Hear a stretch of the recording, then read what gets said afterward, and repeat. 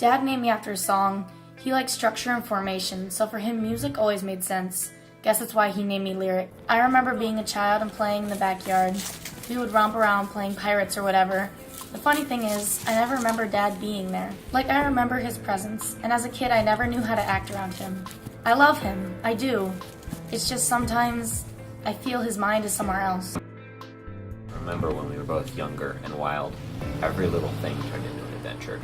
I remember all the trips, stores, vacations.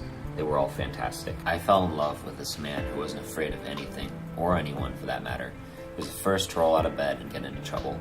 I was always chasing after him. Nowadays, he doesn't even smile. It's like this whole other person has taken over. I want to help. I want to support him. We built this house together. Now he barely looks my direction. That light behind his eyes isn't there anymore. It all happened so suddenly. I wish we could go back. I love my dad's, but I'd rather spend all my days away from home. I don't know. I like to think when I leave, he stays the same, and if I never go home, he'll never get worse. When I'm at home, all I can focus on is him. School, homework, boys. None of that seems to matter when your father is lying on the kitchen floor screaming.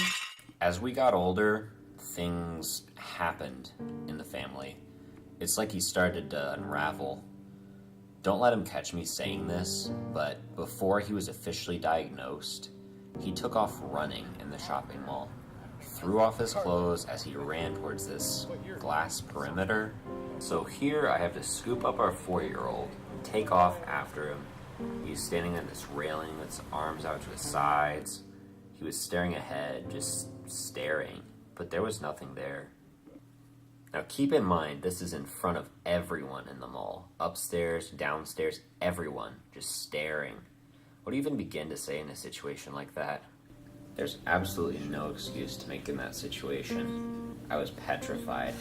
I thought he might jump. I stood there covering Lyric's eyes, holding her close. My husband was losing his mind. As a family, we learned to cope, learned to laugh. It's our life, so we make the best of it, for our daughter's sake. I just want everyone to realize he's not crazy. He's sick. And even though I don't want to be around him in public anymore, I still love him. Don't get me wrong, I love Adam, and I'd go to the ends of the earth for him. If any piece of this gets back to him, I just want him to know that I love him.